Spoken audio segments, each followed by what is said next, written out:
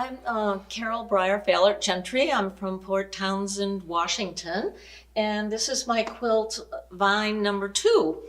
Um, oh gosh, well, I start my quilts with white fabric and dye and paint all of the fabric with fiber reactive dyes.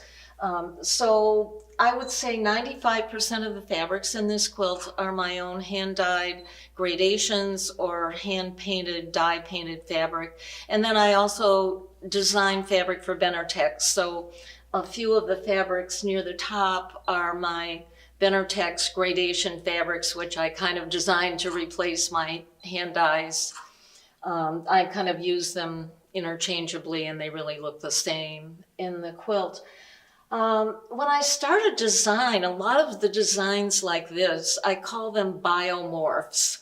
I think quilts like this began one time with a quilt about a microscopic view of a feather, and I did hundreds of sketches kind of on this same theme, and some of them look like underwater creatures, and some look like plants, and some look like feathers, and they're just sort of organic forms. And I start with these hundreds of little doodles with pencil on paper, and then sometimes I scan them into the computer and play with them and pull them into rectangles or make them into squares if they're already rectangles, and mirror image them and scooch them around and just mess with them, print it out again, play with pencil, and just try all the variations. And that's really how the design for this quilt developed. And it ended up having this plant-like form, but really no particular species that you would recognize. And one of the things that's common to virtually all of my work, whether it's pictorial or abstract or non-representational, is this use of gradations, which creates the sort of light from within illusion.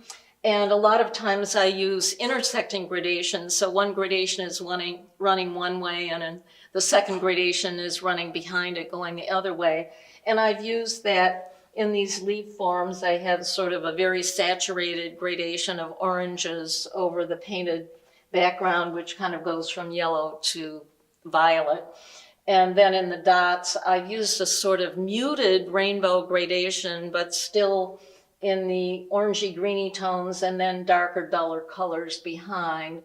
And that just creates an eye-dazzling effect that I've used over and over. So I guess this would be sort of typical of a lot of the work that I've done over the years. And it ended up looking like a vine, and I had done a previous quilt that was called Vine, so the title is Vine number 2. If you can't think of a really good new name, you just add a number.